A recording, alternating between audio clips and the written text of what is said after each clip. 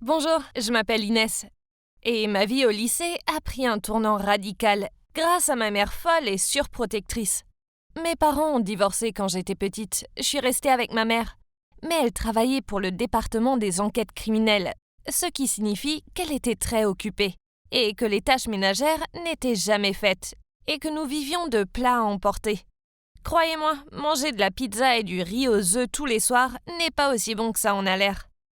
Mes grands-parents voyaient que ma mère avait du mal à gérer ses engagements professionnels et familiaux, alors je suis allée vivre chez eux. Cela ne me dérangeait pas, car ma mère me rendait toujours visite le week-end. Et en plus, les repas de grand-mère sont délicieux. Mais ensuite, maman a changé de service. Elle est passée de la poursuite des criminels à la gestion de la paperasse au commissariat. En raison de ces changements de position, elle avait beaucoup plus de temps libre. Alors, je suis retournée vivre avec elle. C'est en vivant avec elle que j'ai réalisé à quel point elle était différente de moi. Quand je dis différente, c'est carrément mon opposé. Car elle est forte, féroce et impulsive. En fait, elle est comme un homme. Alors que moi, je suis une fille douce et féminine qui aime porter de jolis vêtements et regarder des films romantiques. Vous pouvez imaginer mon horreur lorsque j'ai invité ma meilleure amie, Eva, et que maman se promenait dans la maison avec un débardeur tête de mort, un jean déchiré et des bottes de motard. On aurait dit qu'elle allait faire un rallye à vélo. Ouais, c'était juste son style habituel. Mais je m'attendais à ce qu'elle agisse au moins normalement une fois quand nous recevons quelqu'un. C'était vraiment dégoûtant, elle avait presque 40 ans, pas 15. Ensuite, le jour de ma rentrée au lycée, maman a insisté pour m'emmener et me récupérer, car elle avait peur qu'il y ait des bandits dans le bus. Ouais, je sais, c'était ridicule.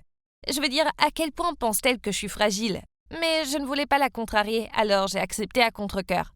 L'école est finie et je discutais avec mes amis en attendant que ma mère arrive. Quand nous avons soudain entendu le bruit d'une moto qui se dirigeait vers l'école. Mes amis et moi étions si contentes et avons sifflé en pensant qu'un joli garçon passait par là. Mais alors la moto s'est arrêtée près de nous et le conducteur a enlevé son casque. J'ai littéralement voulu m'évanouir. C'était ma mère bien-aimée. Oh bon sang, que diable faisait-elle? Ma mère a crié de joie. Hey Inès, monte! Puis elle m'a tendu un casque de réserve. Je vous jure que c'était comme si toute l'école était dehors à nous regarder. Comme c'est embarrassant. Quand nous sommes arrivés à la maison, je lui ai demandé d'où venait la moto. Elle a répondu « Quoi? Oh, tu veux dire Eleanor? Je l'ai achetée la semaine dernière. Il faisait si beau aujourd'hui que j'ai pensé la faire sortir. » Ouais, vous avez bien entendu. Ma mère a donné le nom d'Eleanor Roosevelt à sa moto. Incroyable. L'embarras ne s'est pas arrêté là. Oh non. Un jour, mon professeur nous a informé que demain, après l'école, il y avait une réunion parents-prof. Je ne voulais pas que maman se présente dans une tenue d'adolescente rebelle. Alors j'ai cherché dans son armoire quelque chose qui ressemble à une maman. Mais non, tout ce que ma mère possédait était des t-shirts, des shorts déchirés et des hauts courts. Oh! Alors je suis allée sur Internet et j'ai trouvé cette magnifique robe bleue, puis je lui ai dit de l'acheter. Le lendemain, après l'école, j'ai attendu ma mère dans ma salle de classe. Tous les parents étaient déjà là, seule ma mère manquait à l'appel. J'étais sur le point de l'appeler quand soudain quelqu'un est entré dans la pièce. Oh mon Dieu! Dites-moi que je rêve! C'était ma mère! Et vous ne croirez pas ce qu'elle portait? Non, c'était pas la robe bleue, mais plutôt cette robe en cuir noir super moulante, des lunettes de soleil noires, des talons de 10 pouces de haut et un collier noir. Elle avait l'air de venir d'un film de vampire. Tout le monde était bouche bée devant elle. Je pense que certains des papas étaient même en train de baver un peu. Quand je l'ai confrontée à ce sujet, elle a juste haussé les épaules et dit « Chérie, cette robe est bien plus mon style que la bleue. » C'était officiellement le moment le plus embarrassant de ma vie. Merci maman. Pourquoi ne pouvait-elle pas être comme moi? Je veux dire, je commençais à penser que j'étais l'adulte ici, pas elle. L'embarras ne s'est pas arrêté là non plus. Au lieu de cela, elle l'a amené à un tout autre niveau. Mon école avait prévu un voyage de camping et j'étais tellement contente. Maman voulait venir et superviser, mais j'ai fermement dit non. Elle a commencé à dire « Mais chérie, tu ne sais pas à quel point les bois sont dangereux, et si tu te fais mordre par un serpent, tu sais comment gérer ça? Je ne pense pas. » Quoi? Elle était juste complètement ridicule à nouveau. Nous sommes disputés pendant un moment, mais à la fin, elle a accepté de me laisser y aller sans elle. Le voyage était tellement amusant et des garçons mignons nous ont demandé à Eva et à moi si nous voulions aller nous baigner dans le lac. Bien sûr, nous avons dit oui. Je veux dire, regardez-les, ils étaient tellement mignons. Soudain, j'ai entendu crier. C'était Eva. Elle a dit que quelqu'un se cachait dans les buissons et nous observait. C'était si effrayant. Les garçons ont dit qu'ils allaient vérifier. Mais alors cette personne a sauté hors du buisson et a effectué une prise de judo sur eux. Attends une minute, je connaissais ce mouvement. Pourrait-il être ce que je pense? Oh non, c'était ma mère. Que portait-elle? Elle était en tenue militaire, elle avait même des jumelles. Bon sang, maman! Qu'est-ce que tu faisais là avec une tête de G.I. Joe? J'ai pas pu retenir mes larmes et j'ai crié. Oh mon Dieu, pourquoi tu ne peux pas me laisser tranquille? T'es en train de tout gâcher! Puis j'ai couru jusqu'au camp. Elle est partie après ça, mais je me suis sentie si embarrassée pendant tout le reste du voyage. Quand je suis rentrée à la maison, ma mère s'est immédiatement excusée et m'a juré qu'une telle chose ne se reproduirait plus. Je pouvais voir dans ses yeux qu'elle le pensait vraiment, alors je lui ai donné une autre chance. Elle s'est beaucoup calmée après ça et m'a laissée aller à l'école toute seule. C'était un grand progrès, pas vrai? Peu de temps après, j'ai commencé à sortir avec un garçon qui s'appelait Joseph, et il était vraiment canon. Il était l'un des enfants les plus populaires de l'école, et je n'arrivais toujours pas à croire qu'il m'avait choisi. Je sais pas comment maman l'a découvert, mais elle l'a fait, et elle a insisté pour l'inviter à dîner. Je lui ai fait promettre de ne rien faire de fou. Je veux dire, quelle était la pire chose qui pouvait arriver? Le dîner se passait bien jusqu'au dessert. Puis maman a commencé à lui poser des questions gênantes, comme « Joseph, avec combien de filles es-tu sorti? Et je suppose que vous avez des cours de santé à l'école, ou dois-je vous rappeler quelques faits importants? » Oh mon Dieu, maman! Ces questions étaient plus qu'embarrassantes. Joseph est resté assis avec un sourire gêné sur le visage et n'a pas répondu. Mais alors maman a annoncé qu'il était très tard et l'a pratiquement poussé hors de la maison. Oh, il n'était que 20h30. Après son départ, je suis allée directement voir ma mère et nous avons commencé à nous disputer encore. Maman, t'étais d'accord pour ne pas faire de bêtises. Pourquoi tu ne peux pas agir comme une mère normale? Et elle a répondu: Oh chérie, ce Joseph est vraiment mignon, mais il n'est pas du tout fait pour toi. Je connais son genre, ils ne veulent que profiter des filles douces comme toi. Quoi? Des filles comme moi? Qu'est-ce que c'est censé vouloir dire? J'ai répondu en criant: Tu le fais encore! Tu es surprotectrice! C'est parce que tu n'es pas assez forte. Si tu ne faisais pas ta fillette et que tu étais une dure à cuire comme ta mère, je n'aurais pas à te protéger tout le temps. J'étais en colère. Je suis montée dans ma chambre et j'ai claqué la porte. J'allais vraiment lui prouver qu'elle avait tort pour Joseph et que je n'avais pas besoin de sa protection. Heureusement, maman n'avait pas fait fuir Joseph. Ouf, il m'a dit que ses parents étaient aussi très gênants. Un soir, Joseph m'a emmenée dans un restaurant sympa. Il y avait des bougies, de la musique live et les repas étaient délicieux. C'était tellement romantique. Puis, il a touché ma main et s'est rapproché. C'était si excitant. J'étais sur le point d'avoir mon premier baiser. Soudain, une personne a frappé sur la table voisine et a gâché le moment. C'est alors que j'ai remarqué qu'elle avait un porte-clés sur son sac qui était identique à celui que j'avais fait une fois au camp d'été. Je me suis levée et me suis dirigée vers la table. Une dame d'âge moyen aux cheveux blonds et aux lunettes de soleil était assise là. J'ai essayé de regarder son visage, mais c'était comme si elle m'évitait. J'ai regardé de plus près et je n'arrivais pas à le croire. J'ai arraché la perruque de sa tête et oui, c'était ma mère, encore une fois. Pour être honnête, je n'avais plus envie de me disputer avec elle. Ce qui s'était passé ce jour-là était la preuve qu'elle ne pouvait pas changer. Alors j'ai simplement dit d'une voix calme: « Je te déteste, maman. Tu es la pire maman qui soit. » Puis j'ai attrapé le bras de Joseph et je suis partie en courant. Ok, peut-être que ce que j'ai dit était un peu dur, mais elle venait de ruiner ce qui aurait été mon premier baiser. Je n'arrivais plus à me concentrer sur notre rencard après ça, alors j'ai demandé à Joseph de me ramener chez moi. Mais à ma grande surprise, il m'a ramené chez lui. Je savais ce que ça voulait dire, mais je n'étais pas encore prête pour tout ça. Alors je lui ai dit que j'allais prendre un Uber. Soudain, il a attrapé mon bras et a essayé de me traîner dans sa maison. Je n'arrivais pas à croire que ça se passait vraiment. Maman avait raison à son sujet. Je paniquais, mais je me suis soudain souvenue d'une chose importante qu'elle m'avait apprise. Alors j'ai utilisé sa prise de judo sur lui. Ça a marché. Il était allongé sur le sol et il gémissait de douleur. Ah! Et c'est alors que ma mère est arrivée sur sa moto. Dès que je l'ai vue, j'ai couru vers elle. Je l'ai serrée et j'ai pleuré comme un bébé dans ses bras. Vous devez vous demander comment ma mère m'a trouvée. Eh bien, quand Joseph est venu dîner, elle a volé son téléphone et l'a piraté pour avoir accès à tous ses messages et à sa position. Donc, après que je l'ai traîné hors du restaurant, il a envoyé un message à son ami disant qu'il essayait de coucher avec moi à tout prix, ce que ma mère a vu. Alors elle s'est précipitée pour me sauver.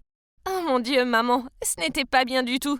Mais que peut-on attendre d'un enquêteur criminel? Quand nous sommes arrivés à la maison, nous avons eu une discussion sérieuse.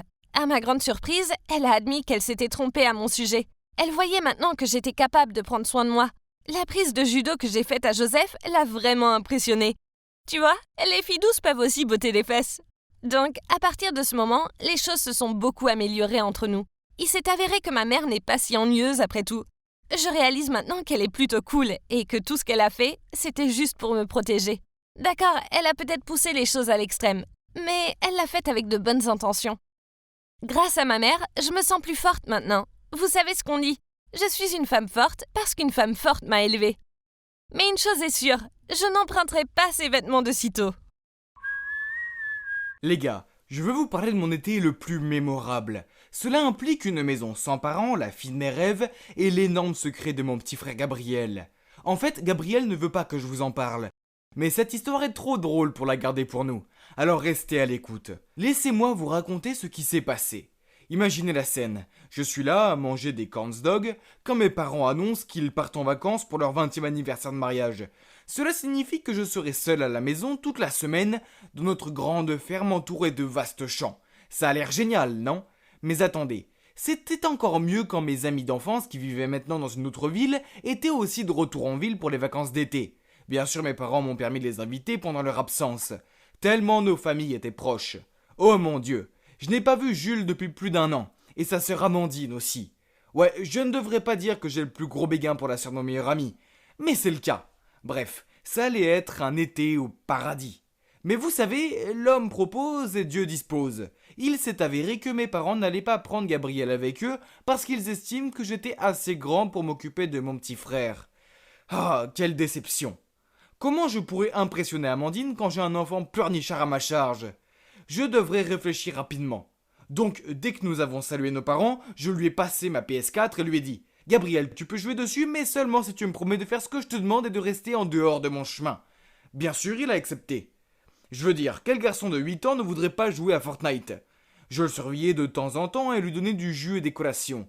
De cette façon, j'ai eu beaucoup de temps à passer avec Jules et Amandine. Les choses se passaient bien les premiers jours, et rien ne vaut d'être entouré de son meilleur pote et de son coup de foudre toute la journée. Waouh, je ne pouvais pas détacher mes yeux d'Amandine. Elle paraissait encore plus belle. Et un soir, on était assis dehors, à regarder les étoiles. C'était tellement romantique, surtout quand Jules a trouvé ça ennuyeux et nous a laissés pour aller au lit en premier. J'étais sur le point de tenter le coup du bâillement et de tendre mon bras pour l'enrouler autour de ses épaules, quand Gabriel est apparu et s'est glissé entre nous. Je lui ai lancé un furieux regard et en serrant les dents, je lui ai demandé ce qu'il voulait. Il a juste haussé les épaules et dit « Nathan, j'en ai assez de ce jeu maintenant, je veux une glace. » Amandine a rigolé puis l'a emmené pour en chercher. « Quoi? Comment ce petit crétin ose-t-il ruiner mes manœuvres? Quel rabat-joie! Il fallait que je trouve une nouvelle astuce pour gérer ce gamin agaçant. » Le lendemain matin, j'ai dit à Gabriel que s'il voulait télécharger un nouveau jeu de son choix, il devait aller dans le champ et trouver un épi de maïs avec exactement 200 graines dessus. On aurait dit qu'il allait pleurer, mais il allait dans le champ. Oh, comme je suis intelligent. J'ai envoyé mon petit frère se balader. Je m'attendais à ce qu'il abandonne au bout de quelques heures, mais non. Il a cherché toute la journée. Il a même réussi à entraîner Jules pour l'aider.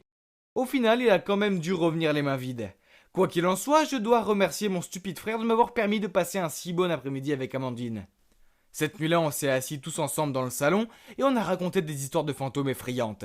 J'espérais qu'Amandine flipperait tellement qu'elle se blottirait contre moi pour se protéger. Alors je leur ai parlé de la maison vide en haut de la route, qui était aussi la propriété de notre famille. Mes grands-parents y vivaient, mais elle était abandonnée depuis plus de 40 ans. Il y avait beaucoup de rumeurs sur le fait qu'elle était hantée. Un fermier a dit qu'il avait vu une femme fantôme près de la fenêtre, mais qu'elle s'était volatilisée. Et quelques d'autres ont affirmé avoir vu une silhouette effrayante sortir de la maison et les poursuivre. Amandine a gloussé puis a dit « Oh effrayant, on devrait aller voir. » Quoi? Ce n'était pas ce que j'avais en tête. En fait, elle ne semblait pas du tout effrayée. Je ne voulais pas y aller. C'était vieux et effrayant, et rien que d'y penser me donne la chair de poule. Heureusement pour moi, Gabriel nous a fortement découragés en disant qu'il avait entendu quelqu'un pleurer dans cette maison, et nos parents ne nous ont pas permis d'y aller. Et puis, venu de nulle part, j'ai senti un vent glacial souffler sur moi en sifflant, ce qui a fait dresser les cheveux sur ma tête. Et boum! Les lumières se sont éteintes, laissant passer la pièce entière dans l'obscurité. Tout le monde était confus. Que diable se passait-il? Je ne voulais pas mourir maintenant, pas tant que je n'avais pas encore fait part de mes sentiments à mon béguin. J'étais perdu dans mes pensées terrifiantes quand la lumière est revenue. Et tout le monde a immédiatement éclaté de rire. Oh mon Dieu! Je me suis retrouvé assis sur les genoux d'Amandine, la tête entre les mains. Il s'est avéré que c'était mon vilain petit frère qui avait éteint la lumière pour faire une farce. Quelle humiliation! Au moins Amandine a changé d'avis sur sa volonté de visiter la maison hantée. Mais les jours suivants, des choses bizarres ont commencé à se produire. Je suis allé chercher un truc à grignoter dans mon butin secret sous mon lit, mais qu'est-ce que c'est? Toutes les barres sneakers avaient disparu. Ça ne pouvait pas être Gabriel puisqu'il détestait les sneakers, n'est-ce pas? Ensuite, alors qu'on regardait un film, Amandine a commencé à trembler. Alors, étant le gars génial que je suis allé la chercher une couverture pour elle, mais eux, toutes les couvertures avaient disparu. Quand je suis retourné et que j'en ai parlé à Jules et Amandine, Amandine a dit que c'était étrange, car l'autre jour, elle me trouvait pas son pyjama. Et le paquet de Gatorade de Jules avait aussi disparu. Alors, il y avait un vrai fantôme dans notre maison. Quant à mon frère, il agissait comme s'il était hanté. Il ne parlait presque plus et pendant 3 jours d'affilée à 18h précises, il disparaissait de la maison pendant des heures. C'était vraiment étrange, je veux dire. C'est le créneau horaire de son émission préférée. Il ne manquerait jamais Adventure Time sans une bonne raison. Pour moi, c'est génial que Gabriel ne soit pas là. Mais comme je suis le frère aîné, je dois quand même garder un œil sur lui car maman et papa n'auraient pas été très contents si je le perdais ou quelque chose du genre. Cette nuit-là, il a de nouveau disparu mystérieusement. J'étais très curieux et je suis parti à la recherche de Gabriel, mais je ne l'ai trouvé nulle part. Paniqué, j'ai couru dans le jardin en criant son nom. Finalement, j'ai senti une main frapper sur mon épaule. Mon cœur battait la chamade. Je me suis retourné pour voir Gabriel debout, en sueur. Je lui ai crié dessus. Tu ne peux pas juste t'enfuir sans dire un mot, où étais-tu? Mais Gabriel a répondu calmement. Et alors? C'est mon affaire, pas la tienne? Puis il a couru directement à l'intérieur. Il se moque de moi. D'accord, s'il veut jouer au secret, alors ça ne me dérange pas non plus de jouer au détective. Je devrais découvrir de quoi il s'agit. Alors j'ai réuni Amandine et Jules et j'ai trouvé un plan génial. Le lendemain, au déjeuner, comme prévu, Gabriel est entré dans la cuisine et tout était prêt. J'ai posé sur la table un pot rempli de bonbons attirants, et comme prévu, Gabriel en a immédiatement pris une poignée et les a mis dans sa bouche. Oh, regardez son visage heureux. Il n'avait aucune idée de ce que je lui réservais. Juste après ça, nous sommes entrés dans la pièce. Comme il ne voulait pas être pris en train de manger en cachette, Gabriel s'est rapidement caché sous la table, et bien sûr nous avons fait semblant de ne pas savoir qu'il était là. Puis j'ai brandi ce pot de bonbons et j'ai dit « Les gars, devinez quoi? J'ai commandé ces pilules en ligne, ce sont des légendaires bonbons invisibles qui font que personne ne peut me voir. » Jules a eu l'air surpris. « Incroyable, comment as-tu eu ça? » J'ai entendu dire que c'était un tel succès qu'il a été vendu partout. Puis Amandine m'a demandé combien de temps on pouvait disparaître si on mangeait ces bonbons. J'ai répondu « Je pense que si on mange 4 ou 5 bonbons, on peut disparaître pendant 45 minutes. » Nous avons continué notre sketch, puis j'ai dit de laisser le pot de bonbons ici. Ainsi, demain, nous pourrions l'essayer et sortir faire des farces à tout le monde avec notre super pouvoir. J'ai fait un clin d'œil et tout le monde a hoché la tête. Maintenant, où est passé Gabriel encore? J'ai demandé et tout le monde a hoché la tête. J'ai encore attrapé une pomme et je l'ai fait tomber par terre. Puis j'ai immédiatement regardé sur la table pour la chercher tout en faisant semblant de ne pas voir Gabriel. Il avait l'air absolument stupéfait, essayant de ne pas faire de bruit. Maintenant que Gabriel pensait qu'il était invisible, il est sorti en rampant et a fait toutes sortes de choses amusantes devant nous. Danser, secouer ses fesses et faire la roue à travers la pièce. C'était si difficile de garder un visage neutre et d'ignorer son existence. Puis à 18h, Gabriel a quitté la maison avec un sac à dos. Mais comme il se croyait invisible, il est passé devant nous sans hésiter.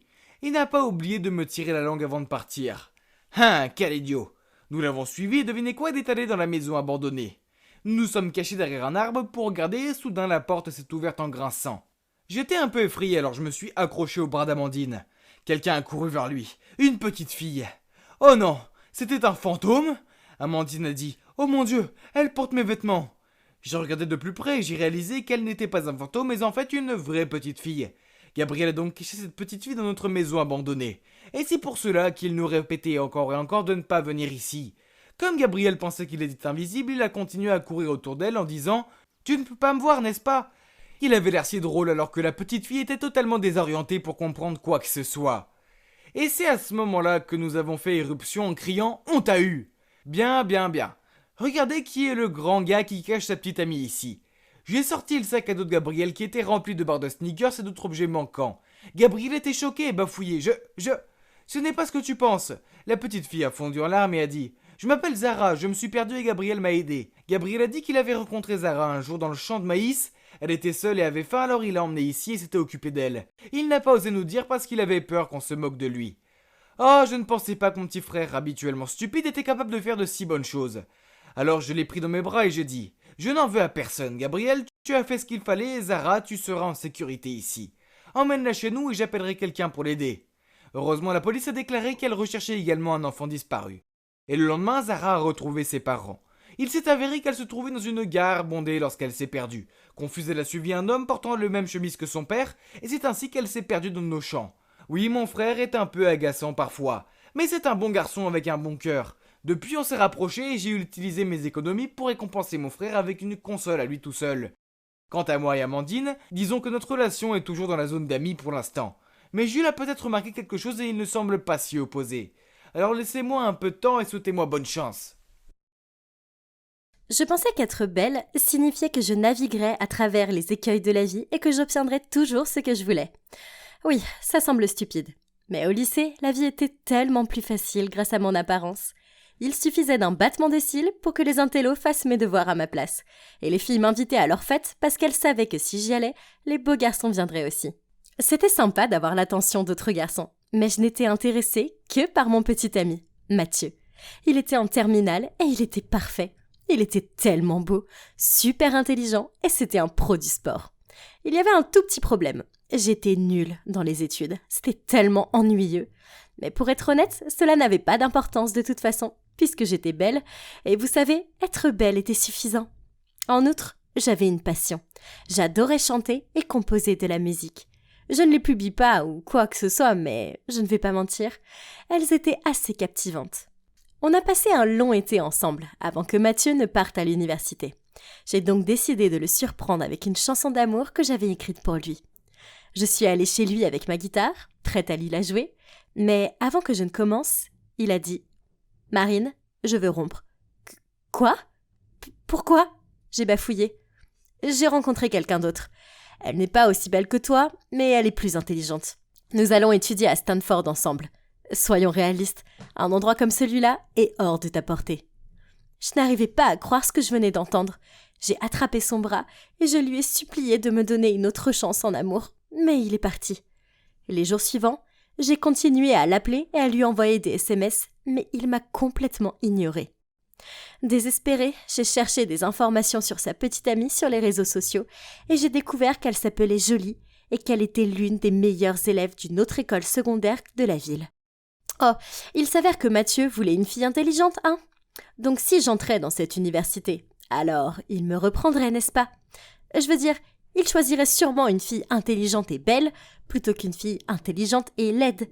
C'était réglé. J'allais travailler comme une folle pendant ma dernière année pour rentrer à Stanford. Bon sang, étudier était bien plus difficile que je ne le pensais. Ça n'a pas aidé que j'ai beaucoup de choses à rattraper. Et pourquoi Mathieu devait-il étudier l'économie ? Tous ces chiffres et ces graphiques me donnaient le vertige. Je ne savais pas par où commencer. Tout était nouveau pour moi.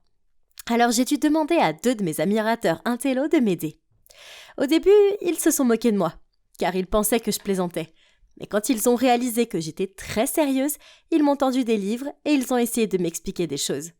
J'ai même passé mes pauses à la bibliothèque. Pourquoi c'était un labyrinthe là-dedans ? Je jure que je me suis perdue et que je n'ai pas pu retrouver mon chemin pendant au moins 1 heure.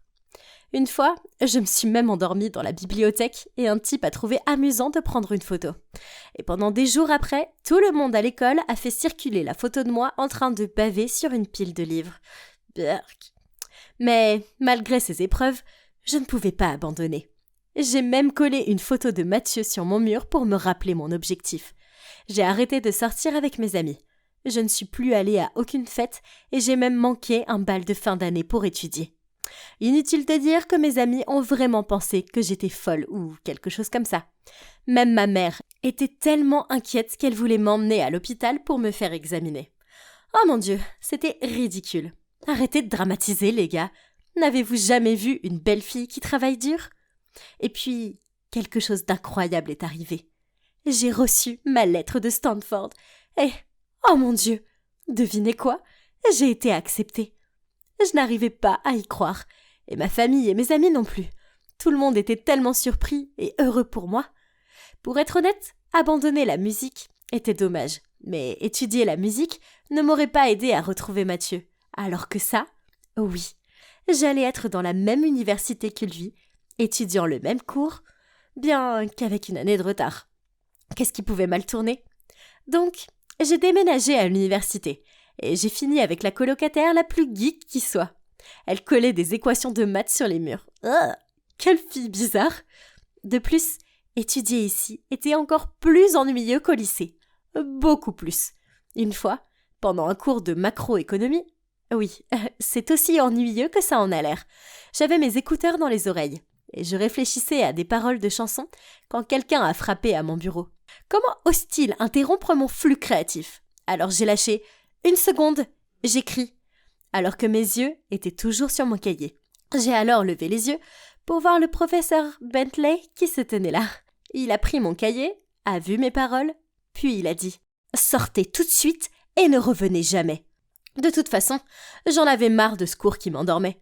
Sérieusement, regarder de la peinture séchée aurait été plus amusant. Je suis partie en trombe, en me plaignant à moi-même de la façon dont je détestais ce cours nul. Puis, quand j'ai tourné au coin de la rue et que j'ai vu Mathieu tenant la main de son affreuse petite amie. Pourquoi maintenant? Mathieu m'a regardé comme s'il avait vu un fantôme.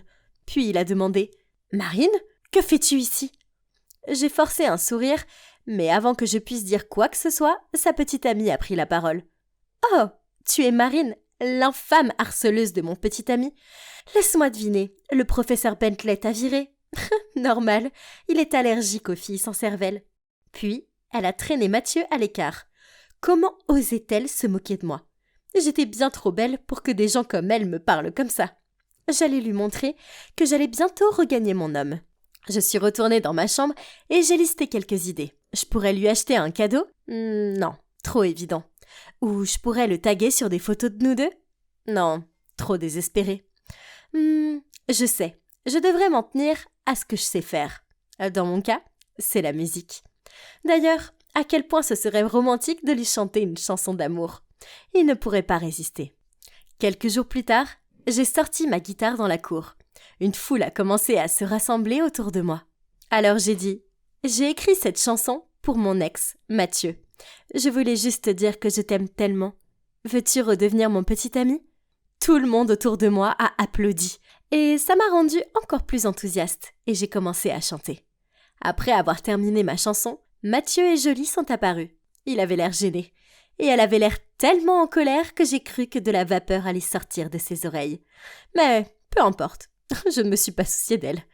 Je me suis approchée d'eux, puis j'ai touché son épaule. « Chérie, j'ai travaillé si dur pour entrer dans la même université que toi. Maintenant, tu vas revenir avec moi ?» Et à ma grande surprise, il a dit avec colère « Marine, s'il te plaît, arrête. C'est terminé entre nous. Tu es folle, tout ceci est fou. Maintenant, s'il te plaît, laisse-moi tranquille. » Je suis restée bouche bée pendant qu'il prenait la main de Jolie et qu'il partait. J'entendais la foule chuchoter à mon sujet. J'avais l'impression que mon monde s'écroulait. Je me morfondais sur mon lit en rêvant à des jours heureux avec Mathieu, quand ma colocataire a jeté son téléphone sur mon lit et a dit « Tu devrais voir ça. » Je l'ai regardé. Quoi? C'était moi.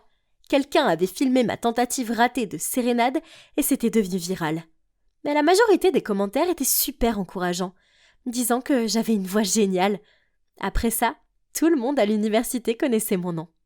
D'accord, toute cette attention m'a fait du bien. À la demande générale, j'ai fini par sortir ma chanson. Même le conseil des étudiants de l'université m'a invité à participer à un spectacle lors de la célébration de l'école. Ma vie à l'université s'est tout simplement améliorée, car je faisais ce que j'aimais et je m'étais fait de nouveaux amis. J'étais loin d'être extatique car je détestais mes cours et je n'avais toujours pas reconquéri Mathieu. Un soir, alors que je m'étirais sur le canapé en pensant à Mathieu, un texto est arrivé. Il provenait d'un numéro étrange. Il me disait de me dépêcher d'aller à la cour du dortoir car il y avait quelque chose qui n'allait pas avec Mathieu. Il y avait une énorme foule réunie là-bas. Oh non, ça doit être sérieux. Frénétique, j'ai traversé la foule et c'est alors que j'ai vu Mathieu debout, me tournant le dos au milieu de bougies en forme de cœur. Il avait dû m'envoyer le message. J'ai marché vers lui en tremblant et j'ai doucement appelé son nom. Il s'est retourné, s'est mis sur un genou, mais son visage était toujours fixé au sol. Puis à ma grande surprise, il a dit « Je t'aime vraiment et je veux faire partie de ta vie. Veux-tu m'épouser, Jolie ?» Attends, quoi? Jolie? J'ai crié. Il a levé les yeux vers moi et il a bruyamment dit « Marine? Qu'est-ce que tu fais ici ?»« Qu'est-ce qui se passe ?» J'ai regardé en arrière et c'est alors que j'ai vu que certains de leurs amis se tenaient derrière moi avec des photos affreuses de Mathieu et Jolie et aussi des bannières disant « Veux-tu m'épouser, Jolie ?» Ok, donc ce n'était clairement pas pour moi. Soudain, Jolie est apparue et d'une voix moqueuse a dit « D'abord, tu harcèles mon petit ami, et maintenant tu gâches notre demande en mariage. Redescends sur terre, il ne veut pas de toi. » Avant que je puisse dire quoi que ce soit, Mathieu m'a crié dessus. « Oh Marine, arrête, je t'en prie, je t'en supplie. Arrête d'être aussi obsédée, ça me rend malade. Je ne t'aime plus et je ne voudrais jamais te reprendre. » Je suis restée là totalement mortifiée. J'ai entendu la foule se moquer de moi et prendre des photos. Je me suis rapidement enfuie en courant, les larmes aux yeux. Avec colère, j'ai rappelé le numéro de téléphone qui m'avait envoyé le message, mais il était bloqué. Ça devait être une blague de mauvais goût. Une semaine plus tard, mon téléphone a sonné. Quoi ? C'était de Mathieu. J'ai rapidement ouvert le message. « Salut Marine. Écoute, j'ai découvert que Jolie t'a envoyé ce message pour te rencontrer dans la cour. Mon amie lui a glissé un mot à propos de la demande en mariage, alors elle a fait cette farce pour t'embarrasser. Ton comportement l'a rendue très peu sûre d'elle. Et bien que ce soit mal, c'est toi qui l'as entraînée. S'il te plaît, passe à autre chose et trouve le bonheur, car tu n'es pas comme ça. Tes actions t'ont rendue laide et tu t'es perdue. » J'ai fondu en larmes parce que je savais qu'il avait raison. J'avais renoncé à ma passion et m'étais inscrite à un cours qui ne m'intéressait pas, tout ça pour un type qui ne m'avait toujours pas choisi. Maintenant, il était temps de renoncer à Mathieu et à cette université. Après tout, ni l'un ni l'autre ne me convenait. Je suis peut-être belle, mais le physique ne suffit pas à acheter l'amour. Il y a tellement plus que ça. Pour l'instant, je suis rentrée chez moi et je vais m'investir corps et âme dans ma musique, puis m'inscrire dans une école de musique en me spécialisant dans la composition, parce que je réalise enfin que ce n'est pas Mathieu qui me rendra heureuse. C'est ma passion. Je ne veux pas me vanter, mais ils sont vraiment délicieux. Je parie que même Charlotte, ma sœur exigeante, aurait fini tout ça en une fois. Mes capacités culinaires sont vraiment à la hauteur des chefs étoilés. J'ai pris une autre bouchée d'une farita quand j'ai entendu des bruits venant du salon. Ah, Charlotte doit être de retour. Elle était là, étalée sur le canapé, entourée de son sac à main, de ses talons, de sa veste et d'autres affaires. Charlotte, on a déjà parlé de ça. Je ne peux pas continuer à ranger après toi. J'ai des études à faire. Ai-je dit en ramassant ses affaires. Soudain, Charlotte s'est assise, a reposé sa tête dans ses mains, puis m'a regardé avec des yeux tristes. Un sentiment de malaise s'est emparé de mon cœur. Oh non, qu'est-ce qui n'allait pas ? Elle a soupiré et alors qu'elle fixait le sol d'un air sombre, elle a dit « Adam, fais tes bagages, on déménage demain. » Quoi ? Encore ? Je n'ai pas pu contenir mon choc. Pourquoi, Charlotte ? Tu dois encore de l'argent à quelqu'un ? Charlotte n'a pas répondu, alors j'ai demandé avec inquiétude. « Combien tu dois cette fois ? » « 7000 $, a-t-elle marmonné. « Quoi ? 7000 $? Mais c'est fou ! Pourquoi as-tu emprunté autant d'argent ? » Je me suis effondré sur le canapé, incrédule. Je suis resté assis là, me demandant frénétiquement comment faire face à l'énorme dette de Charlotte. Ses habitudes de dépenses extravagantes ont commencé après la mort de nos parents. Je suppose qu'elle essayait d'étouffer son chagrin avec la dernière tenue à la mode. Puis soudain, elle a éclaté de rire. « Ah, allez mon frère, je plaisante !»« Hein ?» Je l'ai dévisagé. « Charlotte, ce n'est pas drôle. Pendant un instant, j'ai vraiment pensé qu'on devrait s'enfuir ou quelque chose comme ça. » Elle m'a juste fait un sourire. « S'il n'y a pas de dette, alors pourquoi on déménage encore ?» Je l'ai suivie alors qu'elle sortait de la pièce, prenant un morceau de farita et la mettant dans sa bouche. Puis elle a commencé à tout me raconter. Il s'est avéré qu'elle avait trouvé un fiancé sugar daddy et que nous allions emménager avec lui. J'ai froncé les sourcils en la regardant. « Alors quoi ? Maintenant tu te maries avec un grand-père ? Pourquoi est-ce que tu… » Charlotte m'a donné un coup de poing sur la tête en m'interrompant. « Tu penses sérieusement qu'un bel et célèbre mannequin comme moi épouserait un vieil homme ? Pourtant, même en tant que mannequin célèbre, tu ne peux toujours pas t'offrir les articles de marque. Puis tu dois sans cesse déménager pour éviter tes collecteurs de dettes. » J'ai fait un clin d'œil à Charlotte. Elle était sur le point de me frapper à nouveau sur la tête, mais je l'ai esquivé. Ha ! Le lendemain matin, on a frappé à la porte. J'ai ouvert et j'ai trouvé un bel homme d'une quarantaine d'années. Ah, il s'avère que c'est Julian, mon futur beau-frère. Avant que j'aie eu le temps de dire quoi que ce soit, Charlotte s'est approchée en titubant sur ses talons et a passé ses bras autour de son cou. « Chérie, pourquoi es-tu si en retard ? Je suis si nerveuse. » Souriant, Julian a dit « Chérie, il n'y a pas de quoi s'inquiéter, tout est prêt pour vous accueillir, toi et Adam. » Ils ont continué à se dorloter mutuellement, alors je me suis rapidement éloigné. Les voir comme ça m'a donné la chair de poule. Ah, ringard. Julian nous a conduits à sa maison. Enfin, je dis maison, mais c'était plutôt un palais royal. À l'intérieur, il y avait un design classique avec un style luxueux. J'ai aperçu une fille d'environ mon âge assise sur le canapé. Ses bras étaient croisés et elle avait un air mécontent. Julian l'a regardée et a dit « Viviane, pourquoi es-tu encore assise là ? Viens accueillir ta belle-mère et ton oncle. » Viviane a souri et a froidement répondu Non merci, je n'ai pas envie d'une nouvelle belle-mère, surtout si elle sort à peine du lycée. Puis elle est partie en claquant la porte derrière elle. Oh non, elle me déteste, n'est-ce pas? Voyant l'air inquiet de Charlotte, Juliane, bien que visiblement un peu en colère, a quand même essayé de la rassurer. C'est bon, elle est juste une adolescente typique. Donne-lui quelques jours et je suis sûr qu'elle ira bien. Quant à moi, j'étais un peu... Non, je devais admettre que j'étais très nerveux. Le regard perçant de Viviane m'avait mis mal à l'aise. Je veux dire, je pense qu'un bassin rempli de requins aurait été plus accueillant qu'elle. On dirait que ma nouvelle vie à la maison ne sera pas facile. Le lendemain matin, alors que j'étais Charlotte à prendre des photos d'elle posant dans le salon, vous savez, pour les réseaux sociaux, elle a soudainement crié si fort que j'ai failli faire tomber le téléphone. Hé, sors ce chien tout de suite, dépêche-toi! Je me suis retourné et j'ai vu Viviane marcher avec ce qui ressemblait à un nuage blanc à travers la pièce. Voyant cela, j'ai couru vers elle et j'ai dit « Viviane, s'il te plaît, emmène-le dehors, car Charlotte est allergique aux poils de chien. » Viviane a roulé des yeux et a répondu « C'est ma maison et c'est mon chien. » Puis elle a souri en lâchant la laisse du chien. Oups! Son chien en peluche a immédiatement couru vers Charlotte et a commencé à aboyer. Charlotte a crié, a attrapé un oreiller, a essayé de s'en servir comme bouclier, tout en continuant à hurler au chien de s'en aller. À ce moment-là, Julian est apparu dans l'étage.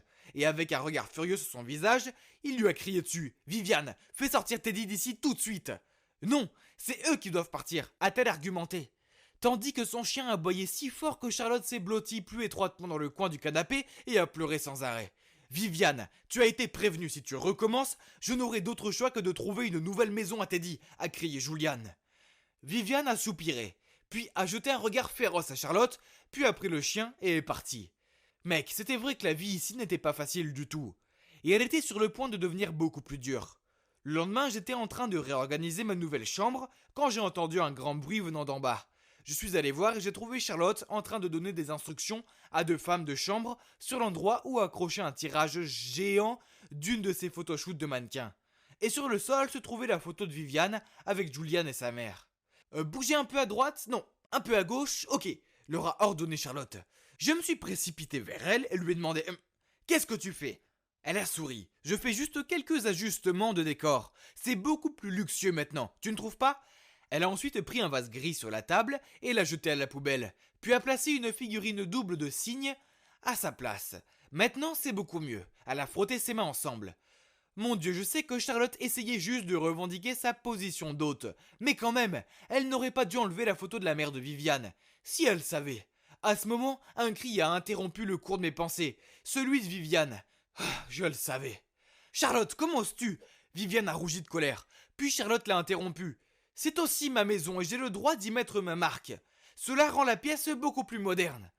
Non, tu n'as pas le droit. Enlève cette photo dégoûtante et remets l'ancienne. C'est ma maison et ton père sera bientôt mon mari. Donc je peux faire ce que je veux. Alors arrête de faire tes gamineries et accepte-le. Viviane a ramassé avec rancœur la photo de famille, puis l'a silencieusement emportée dans sa chambre. En tant que témoin de tout ça, je dois être honnête, je pensais que Charlotte était outrageuse. Après tout, la mère de Viviane est décédée il n'y a pas si longtemps. Il était donc normal de ne pas accepter une belle-mère, non? Mais maintenant, Charlotte mettait le bazar et semblait vouloir supprimer toutes les images de la mère de Viviane dans cette maison. Ce n'était pas cool. Ce soir-là, je lisais la théorie de tout dans le jardin quand j'ai senti une tape sur mon épaule. J'ai levé les yeux pour voir Juliane. Adam, je voulais juste te dire que tout est arrangé pour ton école. Tu commences la semaine prochaine. Puis il ajoutait. Ah, et tu n'as pas encore de voiture, n'est-ce pas? Je vais demander à Viviane de te déposer. Vous êtes dans la même classe de toute façon. Attendez, quoi? J'allais vraiment aller dans l'école la plus prestigieuse et la plus chère du coin? C'est un rêve qui devient réalité, mais... J'ai entendu dire que tous les autres enfants qui y allaient étaient riches et influents. Est-ce qu'un pauvre type comme moi pourrait s'adapter à l'environnement luxueux qui y règne? Un sentiment de gêne m'a soudainement submergé, mais je me suis dit que tout irait bien. Le lundi matin est arrivé et je me suis assuré d'être prêt de bonne heure. J'ai traîné dans la cuisine en attendant Viviane, mais 30 minutes plus tard, elle n'était toujours pas apparue. J'ai commencé à paniquer car je ne voulais pas être en retard le premier jour. C'était le genre de mauvaise première impression qui resterait. J'allais me diriger vers l'arrêt de bus quand j'ai vu Viviane descendre lentement des escaliers. Elle a grimacé en me voyant et elle a dit « Oh, tu es encore là, je suppose que tu veux venir avec moi alors ?» Je n'ai pas répondu et je l'ai suivie jusqu'à la voiture. Dès que je me suis assis, elle a démarré en trombe. Je n'avais même pas encore attaché ma ceinture de sécurité, ce que j'ai essayé de faire dans un état de panique. À chaque fois qu'elle appuyait sur l'accélérateur, mon cœur sautait un battement. Puis après 10 minutes d'enfer, elle a arrêté la voiture. Ouf, j'étais encore en vie. Mais attendez, ce n'était pas l'école. Je me suis tourné vers Viviane et j'ai bégayé pour lui demander « Mais elle m'a coupé la parole. Sors de ma voiture et si tu oses dire à qui que ce soit comment tu me connais, tu vas le payer. Puis elle a levé son poing vers mon visage. Waouh, elle n'avait pas besoin d'être aussi agressive. Mais bon, de toute façon, je ne voulais pas m'afficher avec elle non plus. Alors que je marchais d'un bon pas vers l'école, je me suis mis à craindre que ce soit comme dans les films et qu'on se moque de moi parce que je suis le nouveau. L'école est apparue et, bon sang, elle était encore plus spectaculaire en vrai. J'ai pris une profonde inspiration pour assembler le courage d'entrer dans l'école. La grandeur et la beauté de l'endroit étaient si écrasantes. J'étais habitué à des bureaux couverts de graffitis et à une porte de casier bloquée. Pas ici, même les panneaux de porte des toilettes avaient l'air chers. J'errais sans but en essayant de trouver ma classe quand soudain j'ai vu cette fille marcher devant et laisser tomber quelque chose. Je l'ai ramassée et j'ai appelé « Désolé, c'est à vous ?» La fille s'est retournée et s'est écriée « Oh mon Dieu, merci! Vous êtes mon chevalier en armure brillante! Je ne peux pas vivre sans mon rouge à lèvres brillant !» Puis elle a commencé à prendre cette pose bizarre. Puis elle a fait la moue et a balancé ses cheveux en arrière. Était-ce un truc de fille riche?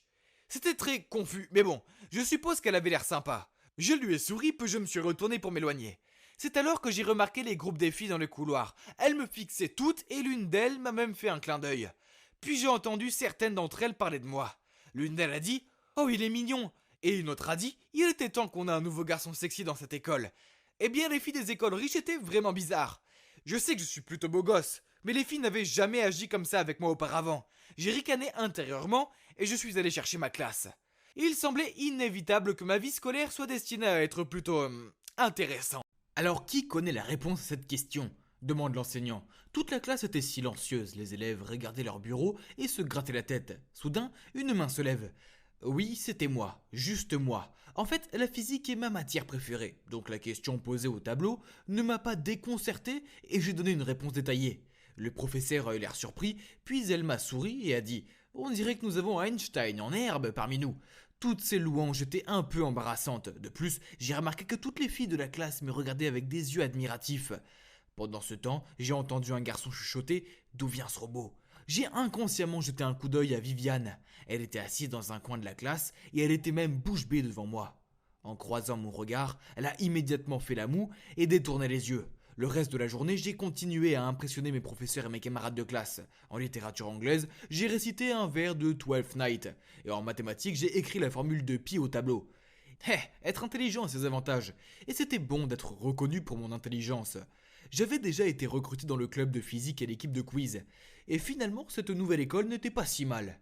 Je m'appelle Adam, et si vous n'avez pas vu la première partie de mon histoire, je vous conseille d'aller la voir.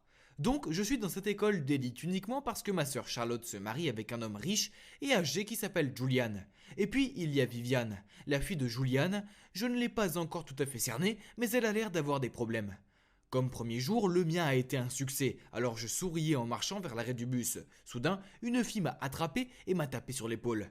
« Salut, je suis Lila, on est dans la même classe. » « Salut Lila, moi c'est Adam. » Je lui ai souri. « Tu es tellement doué pour... eh bien tout, a-t-elle gloussé. Alors j'aime la physique aussi, je pense que nous devrions étudier ensemble un jour. » Elle s'est mordie la lèvre en faisant tourner une mèche de ses cheveux autour de son doigt. « Oui, bien sûr. » Soudain, un coup de coude m'a distrait. Viviane. Elle est passée devant nous en titubant, puis s'est retournée vers moi et a fait la moue. Voyant cela, Lila a roulé les yeux et s'est exclamé « Cette fille est une vraie plaie, je te conseille de ne pas t'approcher d'elle. » J'ai acquiescé aux paroles de Lila, mais j'ai gardé les yeux sur Viviane. À ce moment-là, bump, Viviane avec sa tête si haute et sa démarche arrogante a heurté un nerd qui marchait en regardant son téléphone. J'ai grimacé en la voyant tomber sur lui et son téléphone a été projeté et s'est écrasé en touchant le sol. Elle a rougi et s'est relevée en courant, a sorti frénétiquement l'argent de son portefeuille et l'a glissé dans la main du garçon, puis s'est enfuie en courant. Ouh, quelle fille audacieuse! Lila s'est moquée. Pensez que l'argent de papa résout tout. Quelle ignorante! Soupirant, je n'ai pu que lui donner un haussement d'épaule en entendant ces mots, puis j'ai rapidement trouvé des excuses pour attraper mon bus. Cette nuit-là, je regardais Miss Buster à la télé dans le salon quand j'ai vu Charlotte sortir en courant de la salle de bain en criant. Sa peau était couverte de plaques rouges et elle criait qu'elle avait des poils de chien sur sa serviette. À ce moment-là, Viviane est passée devant nous. Elle a regardé Charlotte de haut en bas, puis a souri et a dit « Oh mon Dieu, notre modèle ressemble à Omar aujourd'hui !» Charlotte était tellement en colère qu'elle a réussi à devenir encore plus rouge. « Viviane, comment oses-tu? Attends un peu !» Après ça, Charlotte a fait irruption dans le bureau et a traîné Julian dans le salon. « Oh mec, c'était vraiment sérieux cette fois. Julian, regarde-moi, je suis hideuse et c'est la faute de cette enfant malveillante. » A-t-elle pointé du doigt une Viviane toujours souriante. Ces tours sont inacceptables. Elle lui a secoué le bras vigoureusement puis a tapé du pied sur le sol. Julian a froncé les sourcils à Viviane, mais elle n'a montré aucune culpabilité. Au lieu de ça, elle a juste haussé les épaules et dit « Je n'ai aucune idée de ce dont elle parle ».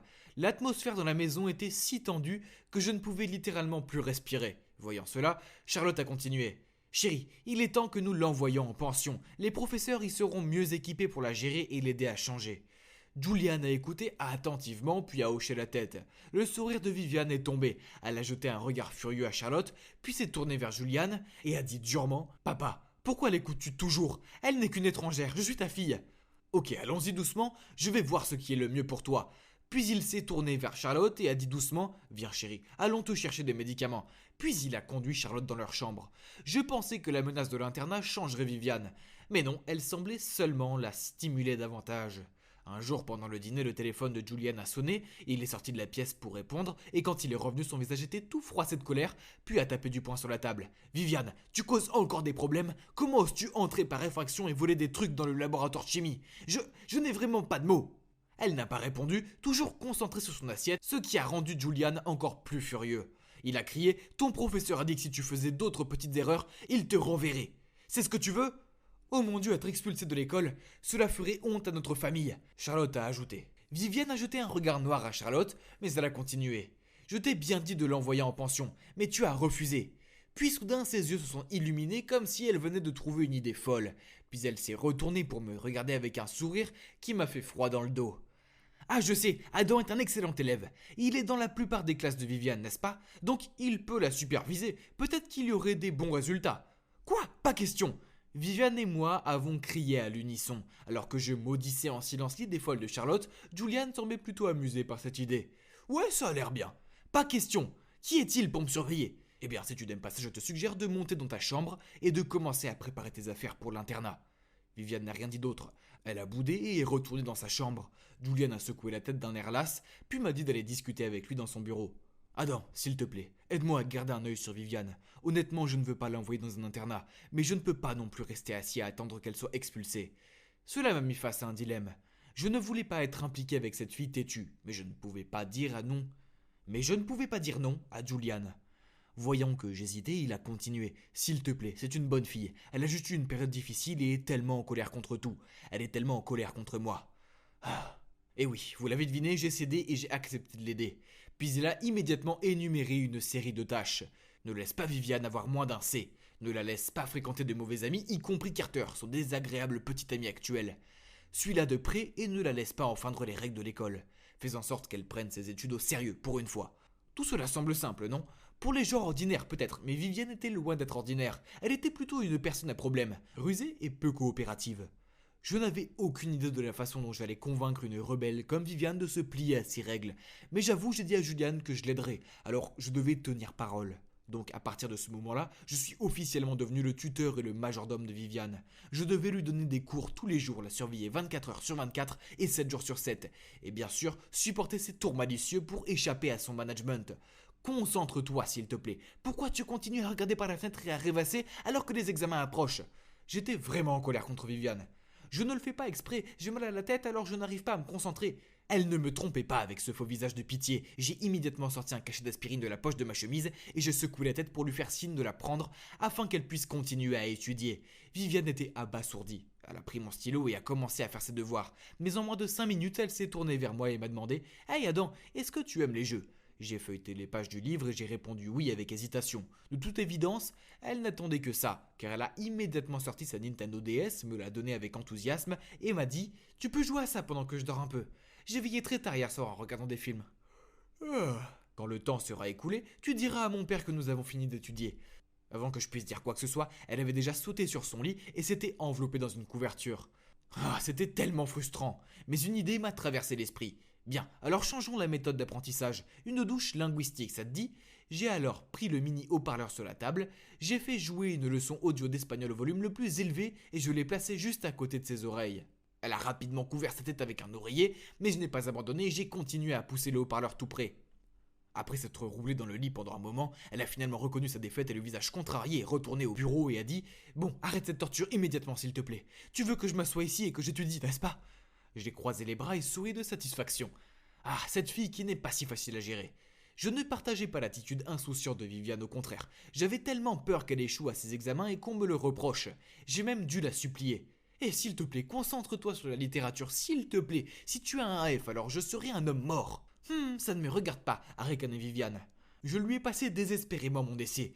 Tiens, je l'ai déjà préparé pour que tu t'en inspires. Tu dois juste le mémoriser. Elle a rapidement parcouru une fois, puis l'a laissé tomber sur la table et a répondu « Non, tu peux l'apprendre toi-même, j'ai mieux à faire. » Impuissant, j'ai ramassé le papier et l'ai lu à haute voix. Je l'ai lu, relu encore et encore avec l'espoir que pendant qu'elle se polissait les ongles, elle pourrait se souvenir de quelques phrases.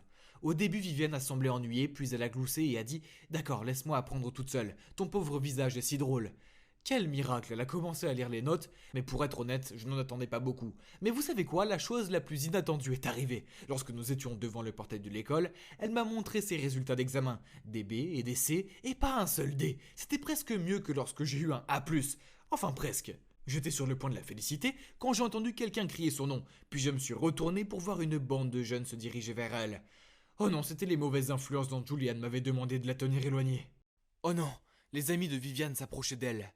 Alors je l'ai rapidement mise à l'écart et lui ai dit sévèrement de rentrer chez elle immédiatement. Viviane a retiré sa main et a dit « Ce ne sont pas tes affaires. Je peux être là où je veux, avec qui je veux et tu n'as aucun droit sur moi. » Très bien, alors si tu ne viens pas avec moi, j'appellerai Juliane et tu seras sans doute envoyé en pension à la fin de la semaine. C'est ce que tu veux ? Elle a dit au revoir à ses amis à contre-cœur, puis m'a suivi chez moi. Je ne pouvais pas m'empêcher de sourire fièrement. J'avais fait du bon travail. Ah, la victoire faisait du bien. Je m'appelle Adam et si vous n'avez pas vu les parties 1 et 2 de mon histoire, je vous suggère d'aller les consulter. Quant à Viviane, non, je n'ai pas de complexe de supériorité, je la traite comme ça parce que son père, Julian, m'a confié la tâche de la superviser. J'ai son intérêt à cœur, car si elle se plantait, il va l'envoyer en pension. Je ne comprends pas. Je sais que Viviane ne veut pas être envoyée ailleurs, mais pourquoi ne pouvait-elle pas se comporter correctement ? Elle n'était vraiment pas une fille simple. En fait, Espiègle devrait être son deuxième prénom. Le lendemain, quand je suis rentré en classe, tout le monde me regardait et riait. Puis le garçon assis à côté de moi m'a montré une photo sur son téléphone. Bon sang, qu'est-ce que c'était ? Oui, c'était moi, endormi sur mon bureau, dans ma chambre, la bouche grande ouverte et la bave aux lèvres. Qui a pu mettre ça en ligne ? Ça ne pouvait être que Viviane. Soudain, un avion en papier a frappé ma tête. Je l'ai déplié et j'ai lu le message. C'était pour m'avoir embarrassé devant mes amis. Evan Stevens. Bien joué, Viviane. Bien sûr, j'étais bien trop assidu et responsable pour renoncer à ma mission à cause d'une photo idiote. Vous savez quoi, puisque j'ai accepté de superviser Viviane, je me suis toujours assuré qu'elle était dans ma ligne de mire. Je la suivais de si près que bientôt les rumeurs ont commencé à circuler telles que « Est-ce que ces deux-là sortent ensemble ?» et Adam est un vrai croqueur de diamants, mais je trouvais leurs commentaires enfantins amusants. De plus, je connaissais la vérité. Jusqu'au jour où, alors que j'étudiais à la bibliothèque, Lila s'est assise à côté de moi. Qu'est-ce qui se passe entre toi et Viviane ? Je veux dire, vous semblez toujours être ensemble. Je suis resté silencieux, alors Lila a continué. Je pense que tu devrais rester loin d'elle. Crois-moi, il n'a rien de bon dans ce genre de fille. Sortie de nulle part, Viviane a surgi et a crié « Oh, excuse-moi, qu'est-ce que tu viens de dire ? Alors quel genre de fille penses-tu que je suis ?» Tout le monde dans la bibliothèque nous a dévisagés. Lila pouvait à peine répondre. Tandis que le regard furieux de Viviane me mettait mal à l'aise. J'essayais de trouver un moyen de calmer les choses, mais Viviane a pris un livre sur la table et est partie en colère. Je voulais lui courir après, mais Lila m'a attrapé le bras et m'a dit de l'ignorer. Puis, d'une voix douce, elle m'a demandé de l'aider à résoudre son problème de maths. J'ai forcé un sourire et répondu « Oui, bien sûr ». Après cela, chaque fois que je voyais Viviane, que ce soit à l'école ou à la maison, elle ne me disait pas un mot et me lançait des regards haineux. Son regard était un peu effrayant et me mettait mal à l'aise. Mais par-dessus tout, il me faisait sentir coupable. Mais je ne comprenais pas pourquoi. Je n'avais rien fait de mal, n'est-ce pas ? Et puis une fois, j'allais vers la cantine quand j'ai vu Charlotte. Qu'est-ce qu'elle faisait là ? Je l'ai rattrapée et elle m'a dit que le principal avait appelé car Viviane avait encore des problèmes. Mais comme Julian était en voyage d'affaires de dernière minute, elle a dû venir. Elle est totalement casse-pied, j'ai dû quitter mon rendez-vous de manicure plus tôt. Elle a agité ses ongles à moitié peints devant moi. Regarde, c'est hideux. Je marchais à côté de Charlotte. Le déjeuner allait devoir attendre car je devais découvrir ce que Viviane avait encore fait. Je ne comprenais pas, car je l'avais surveillée de près et je ne l'avais pas vu faire quelque chose de mal. De l'extérieur, j'ai vu que Lila et Viviane étaient là. Charlotte est entrée en trompe dans le bureau et je l'ai suivie. Il s'avère que l'examen d'histoire avait disparu et plutôt Lila avait vu Viviane se faufiler dans la classe du professeur. Frustrée, Viviane a crié « Non, ce n'est pas moi, Lila a tout inventé !» Mais le principal ne l'a pas cru et s'est obstiné à dire que Viviane l'avait fait. Il a également dit que Léla était une élève exemplaire et qu'il n'y avait aucune raison pour qu'elle invente cela. « C'est fini, tu es renvoyé !» a déclaré le directeur. J'ai regardé Viviane avec inquiétude et on aurait dit qu'elle était sur le point de pleurer. Juste à ce moment-là, Charlotte a pris la parole. « Avez-vous d'autres preuves que les paroles de cette fille ? Comment pouvez-vous accuser Viviane comme ça, quand votre seule preuve est la parole d'une autre élève ? Je ne pense pas que ma fille soit ce genre de personne. » Viviane a levé les yeux vers Charlotte, les yeux écarquillés. Après avoir discuté pendant un moment, le directeur a finalement changé d'avis sur l'expulsion de Viviane et a décidé que cela nécessitait une enquête plus approfondie. Ouf, je me suis senti soulagé. Alors que nous sortions de là, Viviane a regardé maladroitement Charlotte et a dit « Merci » et s'est enfuie. C'était étrange de la voir se comporter de façon si timide, mais je suppose que ce que Charlotte a fait était important pour elle, car après cela, elles ont cessé de se chamailler. Charlotte n'a rien dit à Juliane de ce qui s'était passé, et Viviane a même demandé à son amie de s'occuper de son chien pendant un moment pour que Charlotte puisse se reposer de ses éternuements. C'était agréable de ne pas vivre dans une zone de guerre, mais surtout cette version de Viviane était, très mignonne. C'était un samedi soir et je jouais sur la PS5 dans le salon quand Viviane est apparue. Waouh, elle était bien habillée et elle avait l'air vraiment bien. À plus tard, loser, je vais à un rencard avec Carter, m'a-t-elle dit en me faisant un signe de la main. J'ai immédiatement sursauté et j'ai lâché. Non, tu ne peux pas. Je veux dire, c'est l'un des interdits que Julian avait mentionné auparavant. J'ai tout essayé pour qu'elle reste à la maison, mais en vain. Alors j'ai pris ma veste et je l'ai suivie secrètement à leur rendez-vous. Oui, je faisais la 5e roue du carrosse, mais je devais m'assurer que rien de mal ne lui arriverait. Je veux dire, j'avais promis à Juliane. Je les ai suivis jusqu'au cinéma en plein air. Ah, ringard, assis non loin de là, je l'ai vu s'embrasser, puis à la moitié du film, il lui a pris la main et l'a emmené. Où allait-il ? En regardant le visage enthousiaste de Carter, il n'était pas facile de deviner ce qu'il avait prévu. En tant que superviseur de Viviane, je ne pouvais pas laisser faire ça. Alors j'ai immédiatement couru vers eux. J'ai rapidement enroulé ma veste autour de la taille de Viviane et je lui ai chuchoté « Ta tante Flo est en chemin ». Viviane a eu l'air de sursauter et à la surprise de Carter, elle s'est empressée de me dire de la ramener chez elle. Quand nous sommes arrivés, elle s'est précipitée dans la salle de bain. Et comme je m'y attendais, exactement 1 minute et 30 secondes plus tard, elle a couru vers moi et a crié « Comment as-tu osé me duper ? Tu as gâché mon anniversaire de 3 mois !» Puis elle est retournée furieuse dans sa chambre et a claqué la porte. Elle pouvait être en colère contre moi si elle voulait, je ne faisais que mon devoir. Après ça, Viviane a refusé de me parler et chaque fois que je voyais Carter, ses regards noirs montraient clairement ses sentiments à mon égard. Puis un jour après l'école, alors que j'attendais que Viviane apparaisse à la porte de l'école, mon téléphone a sonné, c'était elle. Je suis coincé dans les toilettes des filles au 2e étage. S'il te plaît, dépêche-toi. Sans trop réfléchir, je me suis précipité là-bas. J'étais sur le point de frapper à la porte du box quand j'ai senti quelqu'un m'attraper par le col et me tirer en arrière. C'était le principal suivi de Carter et Viviane. Quoi ? Pourquoi était-elle là ? C'était si confus. Le principal m'a demandé de les suivre dans son bureau, puis m'a accusé d'être un voyeur. Quoi ? J'ai essayé de me défendre, mais il ne m'a pas cru. Je suppose que ce n'était pas surprenant, vu que je ne lui ai pas parlé du message de Viviane. Même si je lui en voulais de m'avoir piégé, je savais que si je lui causais des problèmes, elle serait renvoyée. Et je ne voulais pas ça. Non seulement ça craignait beaucoup que tout le monde me prenne pour un voyeur, mais en plus j'ai été suspendu pour le reste de la semaine. Je suis resté dans ma chambre à me morfondre et je me suis forcé à étudier. Mais je n'arrivais pas à me concentrer sur quoi que ce soit, pas même sur la physique. C'était affreux. Alors que je réfléchissais, j'ai entendu frapper à la porte. Je l'ai ouverte et j'ai vu Viviane qui se tenait là. Super, maintenant elle était là pour remuer le couteau dans la plaie. Peu importe à quel point tu me détestes, tu n'aurais pas dû me piéger comme ça. Cela pourrait affecter mon avenir. Je suis allé fermer la porte, mais elle l'a arrêtée avec son pied. Attends, j'ai de bonnes nouvelles pour toi, m'a-t-elle souri. Tu peux retourner à l'école demain. C'était la faute de Carter, donc tu es tiré d'affaire. J'ai regardé Viviane avec étonnement et je lui ai demandé si c'était vrai. Dès qu'elle a hoché la tête, je l'ai immédiatement serrée dans mes bras. Quelques secondes plus tard, j'ai eu l'impression de réagir de façon excessive. Alors je l'ai lâchée et je me suis gratté la tête timidement.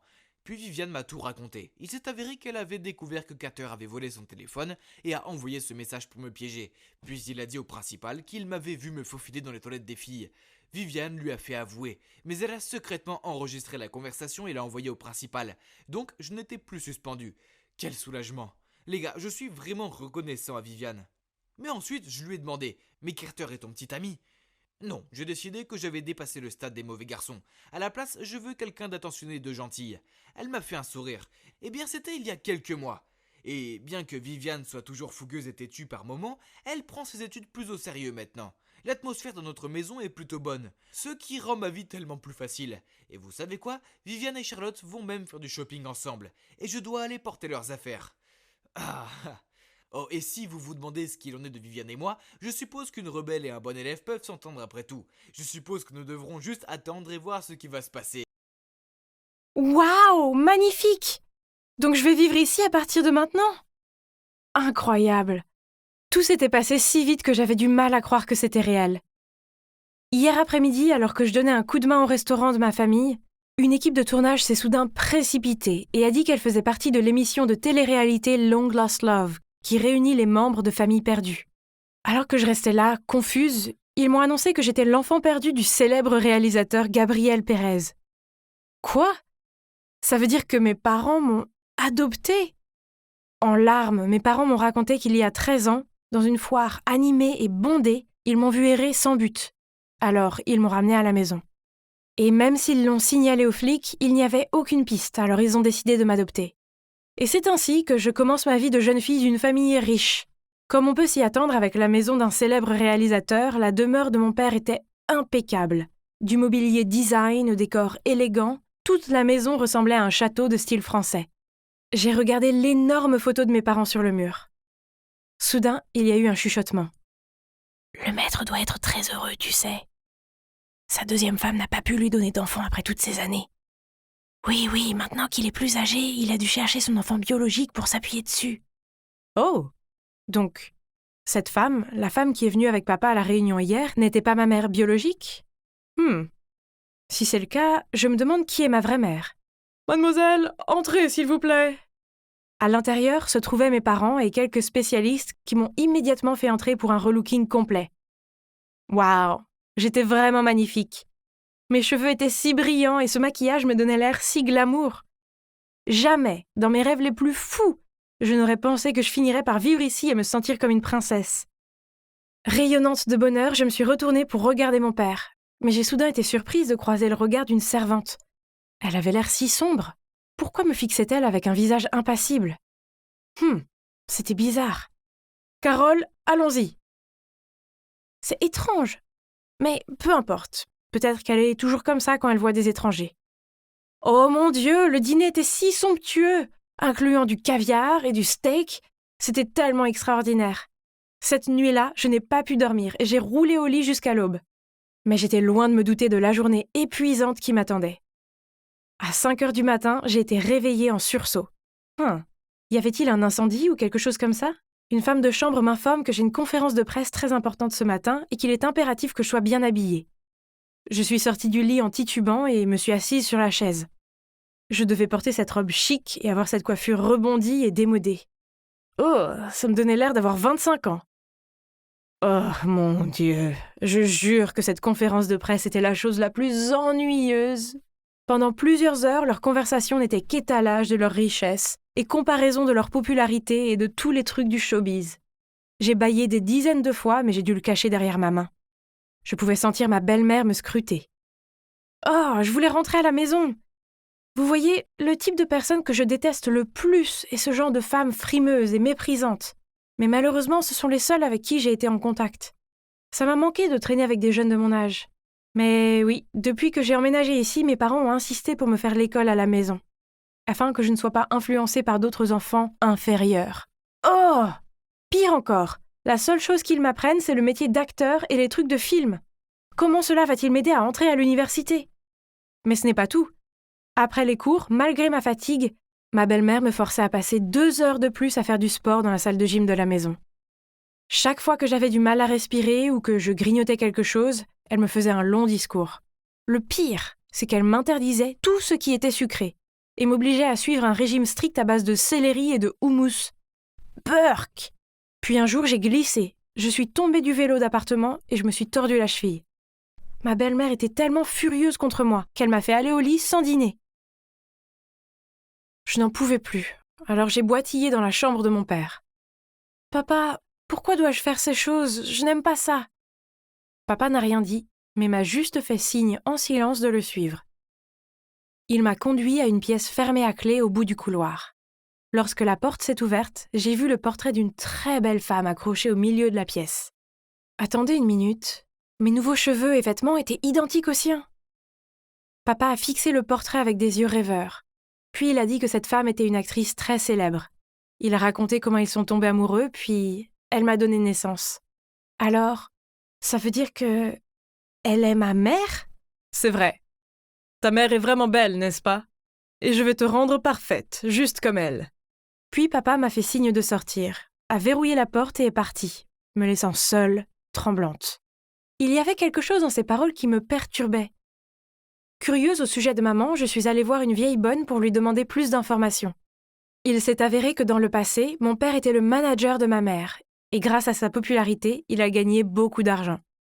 Maman était la muse des films de papa et aussi l'amour de sa vie. Mais malheureusement, à cause d'une grave maladie, elle est décédée. Cela a été tellement traumatisant pour papa, et il a semblé se perdre. Depuis lors, il a la tête dans les nuages et il n'est pas toujours très logique. Est-ce que c'est vrai? Pas étonnant que parfois je trouvais les mots de papa sinistres. C'est l'heure de ta leçon de yoga. Et pourquoi tu lui parles exactement? Maintenant que tu es riche, montre un peu de dignité. Ne rentre pas en rapport avec le personnel. Tu n'es pas ma mère et tu ne peux pas me contrôler. Comment oses-tu? Je suis seulement gentille avec toi parce que ton père me l'a demandé. Une petite fille idiote comme toi ne signifie rien pour moi. Tu es si méchante. C'est pas étonnant que... Tu sais, ma mère est 100 fois plus jolie que toi. C'est pour cela que papa veut que je sois comme elle. Tu... Un jour ou l'autre, tu finiras comme ma pauvre fille. Profite juste du calme avant la tempête. Hein? Qu'est-ce qu'elle a dit? Quelle fille? Les gens n'ont-ils pas dit qu'elle n'avait pas d'enfant? Puis, quelques jours plus tard, alors que je marchais dans le couloir, me sentant épuisée parce que mon plan de régime actuel ne comprenait que 2 pommes par jour, j'ai entendu les servantes chuchoter entre elles. « Regarde, elle ne pourra pas tenir, ça ne durera pas longtemps. Son apparence s'estompe. Ce n'est plus très loin, elle finira comme la précédente. » Quelle précédente? Je me suis approchée pour demander, mais en me voyant, elles ont immédiatement inventé des excuses pour fuir la scène. Soudain, quelqu'un s'est penché dans mon oreille et a dit « Essaye de ne pas perdre ton apparence, ou sinon... » Oh! Je me suis retournée et j'ai vu que c'était cette étrange femme de chambre, Carole. En la regardant partir, je me suis demandé ce qu'elle voulait dire par là.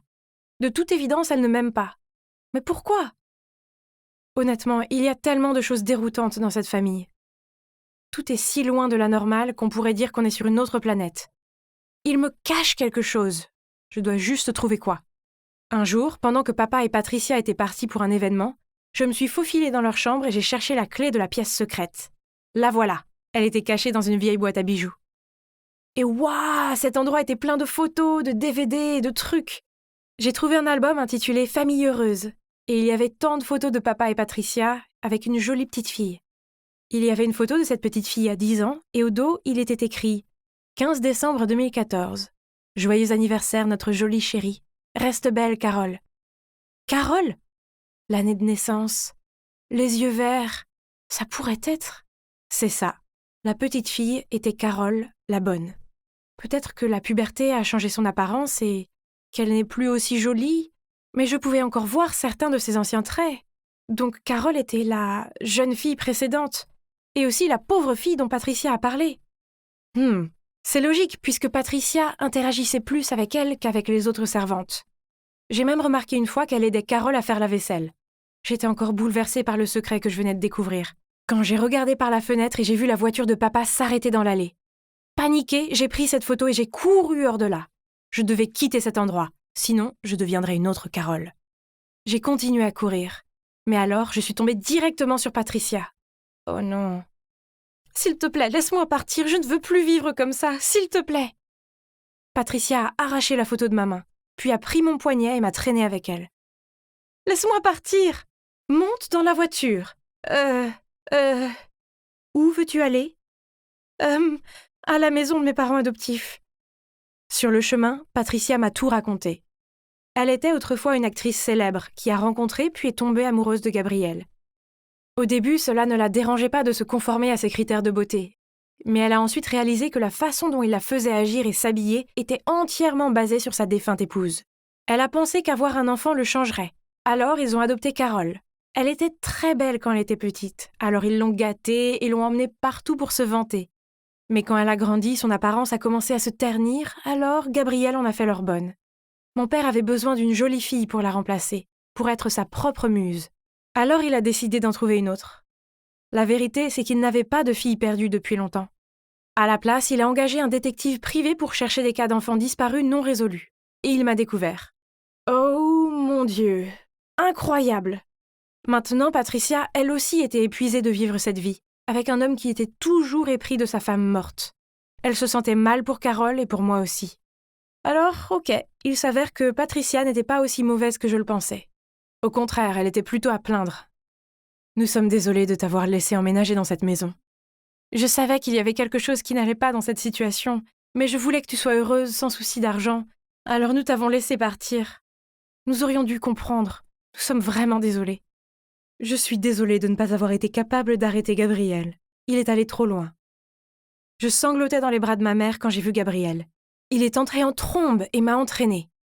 Celle-là est à moi, alors elle vient avec moi. Tu ne peux pas l'acheter comme ça, c'est ma fille. À ce moment-là, ma sœur Anna est rentrée de l'école. Les yeux de Gabriel se sont illuminés quand il l'a vue. Puis il s'est immédiatement précipité vers elle et lui a attrapé le bras. Ha ha ha, alors je vais prendre celle-là. Pas très jolie, mais je peux en faire quelque chose. Nous avons tous foncé vers lui et avons libéré Anna de son emprise. Gabriel semblait affolé et refusait de partir. Mes parents ont dû littéralement le pousser hors de la maison puis appeler la police. Alors, et maintenant ? Eh bien, au début, j'étais plutôt en colère contre mes parents pour m'avoir laissé partir si facilement. Mais je suppose qu'ils voulaient que je n'ai pas de problème d'argent ou autre. Donc, je leur ai pardonné. Et nous vivons maintenant une vie modeste mais heureuse en gérant le restaurant.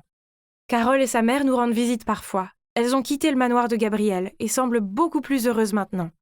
Quant à Gabriel, pour autant que je sache, il est toujours à la recherche de la beauté parfaite pour remplacer sa femme décédée. Il y a une partie de moi qui est un peu désolée pour lui. Mais heureusement, il ne peut pas s'approcher de moi ou de ma famille, car nous avons une ordonnance restrictive contre lui. En y repensant, je réalise maintenant que j'avais déjà tout ce dont j'avais besoin. D'accord, nous ne sommes peut-être pas riches, mais nous avons la gentillesse, l'amour et le bonheur. Et croyez-moi, ces choses sont bien plus importantes que des sacs pleins d'argent. J'étais si nerveuse, comme je n'ai jamais été auparavant. Je ne savais même pas que c'était possible pour une conférence de presse d'être aussi bondée. Soudain, les flashs sont arrivés de toutes les directions. C'était presque aveuglant, mais le déclic ne s'arrêtait pas, ainsi que leur voix m'appelant par mon nom. « Hazel, regarde par ici !»« Ici, par ici, Hazel !» Oh mon Dieu, pourquoi c'était si chaotique ? J'ai commencé à paniquer et je me suis enfuie. Mais je n'avais fait que quelques pas quand... Boum ! Oh, ce stupide talon. Oh, salut, je ne vous avais pas vu. Soyons réalistes, c'est assez difficile de voir quelqu'un sous cet angle. Puis de toutes parts, les journalistes ont afflué tels des vautours affamés en essayant de me prendre en photo. J'étais encore confuse et je ne savais pas quoi faire quand... « Messieurs, s'il vous plaît, laissez-lui un peu d'espace. Tu vas bien ?» Robert, mon père adoptif, est venu m'aider à me relever.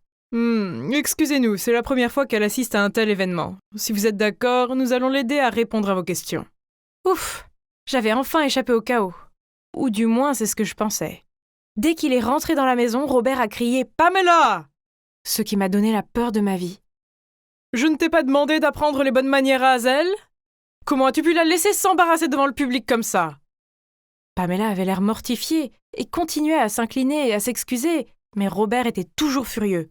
« Si ça se reproduit, tu ferais mieux de faire tes valises et de partir d'ici. » Je me sentais tellement coupable. C'était à cause de moi qu'elle s'était fait hurler dessus comme ça. Mais j'avais fait de mon mieux. Ce n'était clairement pas assez bien. J'ai essayé d'oublier, mais tôt le lendemain matin, Pamela m'a réveillée. Elle m'a donné un emploi du temps et m'a dit qu'à partir de maintenant, je n'aurais plus besoin d'aller à l'école. Et qu'au lieu de ça, un tuteur viendrait m'enseigner à la maison. Quoi ? Pourquoi tout d'un coup ? J'ai demandé à Pamela, choquée. C'est à cause de l'incident d'hier. Le maire a décidé que vous deviez passer plus de temps à apprendre l'étiquette nécessaire. Es-tu sérieuse? Il ne peut pas me garder enfermée ici. Pas question. Hazel, écoute, tu devrais être reconnaissante d'avoir été adoptée dans cette maison. Garde à l'esprit tout ce que M. Cornelius a fait pour toi et fais docilement ce que je te dis. Tu comprends ce que je veux dire? En regardant Pamela, je savais que je n'avais pas d'autre choix que d'accepter. Le jour de la cérémonie d'ouverture de la mairie était enfin arrivé et j'ai pu quitter la maison pour la première fois en 1 mois. 1 mois entier! C'était le moment de vérité. Aux yeux du public, je m'étais complètement transformée en une vraie jeune fille prestigieuse. Lorsque Robert a commencé son discours, il a annoncé une collecte de fonds au profit de mon orphelinat dans l'espoir que les enfants comme moi aient une chance de vivre une vie meilleure. En entendant son discours, j'ai eu du mal à retenir mes larmes. J'étais assise à côté de ma mère adoptive, Elinor, et je me suis retournée pour la serrer dans mes bras. Tout le monde me regardait et il semblait que j'avais enfin fait quelque chose de bien. J'ai souri à Robert et nous avions tous les deux les larmes aux yeux. Peut-être que Pamela avait raison. J'avais de la chance d'avoir été adoptée par des gens aussi gentils. Mais dès que nous sommes rentrés, tout a changé. Mes parents se sont tus et sont allés dans leur chambre, me laissant seule. Où étaient mes louanges? J'avais si bien fait, non? Pourquoi n'étaient-ils pas contents? Les jours suivants, ils m'ont encore demandé de les rejoindre pour leurs événements, donc on dirait que j'ai fait du bon travail. Tandis que les médias et le public étaient là, ils étaient tous sentimentaux et affectueux envers moi, me félicitant constamment. Nous devions avoir l'air d'une famille parfaite. Mais dès qu'on rentrait à la maison, ils m'ignoraient, et s'ils voulaient me dire quelque chose, ils demandaient à Pamela de me le transmettre. C'était vraiment bizarre. Je commençais à me sentir seule et déprimée, et même si je vivais dans un véritable luxe, l'orphelinat me manquait. Un jour, la fille de Pamela, qui est aussi la seule amie que j'avais dans cet énorme manoir, Paisley, a vu à quel point j'étais bouleversée et m'a demandé « Hey, pourquoi as-tu accepté d'emménager dans cette maison? Tu es clairement malheureuse ici. » Paisley m'a compris. Elle avait le même âge que moi, donc on pouvait bien s'entendre. J'étais nerveuse de lui en parler, mais je savais qu'elle comprendrait. Alors je lui ai tout dit. Le truc, c'est que j'ai une petite sœur. Elle a seulement 8 ans et elle s'appelle Amber. C'est pour ça que l'orphelinat me manquait tant. Elle y était encore. Elle a une maladie cardiaque congénitale et après la mort de nos parents, l'orphelinat ne pouvait pas payer ses factures d'hôpital. Quand la famille du maire a décidé de m'adopter, j'ai refusé parce que je ne voulais pas laisser Amber seule. Mais ensuite, Robert a proposé de payer ses traitements médicaux si j'acceptais, et le reste appartient à l'histoire. Je ne peux pas partir comme ça. Si je le fais, que va-t-il arriver à Amber? Oh, Hazel, je ne savais pas ça. Je suis désolée, mais je dois être honnête avec toi. Une fois, j'ai entendu Robert et Elinor dire que tu étais la fille parfaite pour jouer ce rôle. Hein? Quel rôle? Ça voulait dire qu'il m'utilisait pour quelque chose? Ça n'avait aucun sens, mais ces mots retentissaient dans mon esprit jusqu'à ce que... Un jour, Elinor m'a demandé de l'accompagner à un événement caritatif qui, disait-elle, allait être diffusé à la télévision. On devait préparer des plats faits maison et les distribuer aux sans-abri. J'étais si contente, mais lorsque je suis entrée dans notre cuisine, j'ai découvert que les chefs avaient déjà tout préparé avant l'arrivée de l'équipe de tournage. J'étais très déçue et j'ai demandé à Elinor ce qu'il en était. Elle a ri et a dit « Oh non, ma chérie, notre travail consiste juste à être jolie et gracieuse devant la caméra. » Puis, avant de distribuer la nourriture, elle m'a donné une paire de gants et m'a dit « Ne touche pas leurs mains, d'accord? Elles sont sales. » Oh mon Dieu! Comment a-t-elle pu dire de telles choses? Oh! Alors ça m'a frappée. Je comprenais maintenant ce que Paisley avait dit. L'affection et la gentillesse que les Cornelius me montraient, c'était juste pour le spectacle. Tout ça pour gagner la confiance de l'audience, alias le public, alors que c'était ça leur vrai visage. Je devais faire quelque chose, je ne pouvais pas les laisser tromper le public comme ça. Lorsqu'Elinor est allée aux toilettes et a enlevé ses gants, je les ai rapidement saisis et jetés à la poubelle. Quand nous sommes ressortis, un sans-abri s'est approché d'elle pour lui exprimer sa gratitude et lui a demandé une poignée de main. Bien sûr, elle a essayé de refuser, mais à ce moment-là, la caméra était tournée vers elle. Alors, elle n'avait pas d'autre choix. Et l'homme ne s'est pas contenté de lui serrer la main. Il a même pris Elinor dans ses bras pour un gros câlin. Je n'ai pas pu retenir mon rire en voyant à quel point elle était troublée. C'était bien fait pour elle. Ensuite, Elinor a attrapé mon bras et m'a traînée dans un coin tranquille. Puis elle a dit « C'est toi qui as fait ça, n'est-ce pas ?» J'ai fait semblant de ne pas comprendre de quoi elle parlait, ce qui l'a rendue encore plus furieuse. Plus tard, dans la soirée, quand nous sommes rentrés à la maison, Robert nous attendait déjà et m'a crié « À quoi penses-tu jouer ?» J'étais confuse, mais ensuite Elinor a ajouté « Ne tente pas de m'embêter comme ça encore une fois !» Maintenant, écoute bien. Ta petite sœur ne te manque-t-elle pas? Tu n'es pas curieuse de savoir si elle va bien ou pas?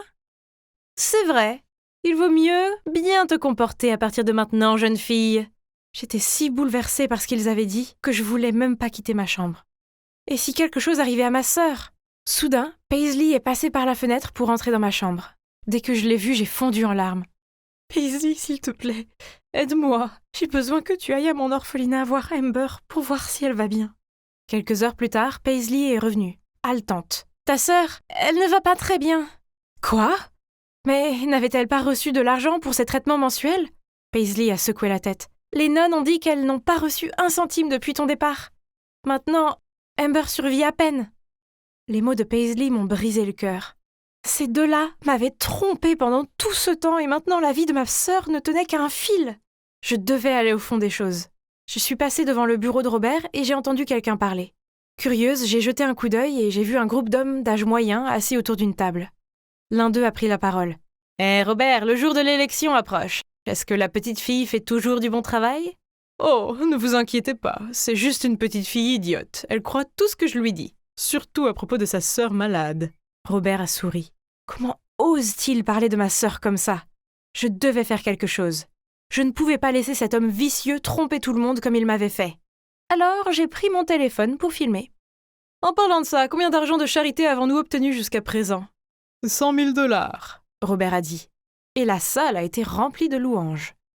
Messieurs, d'ici la fête de clôture de l'action caritative ce week-end, nous devrions avoir presque 500 000 $ pour la campagne électorale. Dès que j'aurai gagné, votre entreprise bénéficiera de réductions d'impôts pendant les 4 prochaines années. J'ai dû couvrir ma bouche pour m'empêcher de halter. Pendant tout ce temps, il m'avait exploité, moi et l'orphelinat, pour sa corruption. Mon Dieu, je me suis sentie si stupide de tomber dans son piège. Soudain, mon téléphone a sonné. « Qui est là ?» Robert a crié et s'est précipité vers la porte. Oh non, paniqué, j'ai couru, mais pas assez loin, avant que je trébuche et que le téléphone s'envole de ma main. Robert et ses hommes m'ont rattrapé, ont pris le téléphone et ont effacé toutes mes preuves. Ils m'ont même confisqué le téléphone. Il s'est tourné vers moi et m'a dit « Je t'ai déjà prévenu, n'est-ce pas ?»« Tu es un menteur !» j'ai crié. « Tu n'as pas payé un centime à ma sœur !» Robert a grogné. « Qui t'a dit ça ?» Mais tout ce qu'il avait comme réponse était mon silence et mon regard irrité. Furieux, il m'a traîné jusqu'à ma chambre. « Servante, apportez-moi les clés de sa chambre !» Et il m'a enfermée à l'intérieur. Jusqu'au jour de la fête de clôture de l'association caritative, où ils allaient annoncer la somme d'argent qu'ils avaient perçue. Ce jour-là, tout le personnel était sorti du manoir. Soudain, j'ai entendu qu'on déverrouillait ma porte. Je me suis cachée derrière l'armoire. « Hazel, où es-tu » Oh, c'était juste Paisley. Elle a trouvé un moyen de me faire échapper du manoir et m'a dit de courir directement à l'orphelinat. Mais non, je devais d'abord démasquer ce vieux renard rusé, Robert. Quand je suis arrivée à l'événement, Robert était en train de faire son discours. J'ai immédiatement couru vers la scène, pris le micro et raconté à tout le monde son plan diabolique. Mais je n'étais pas de taille.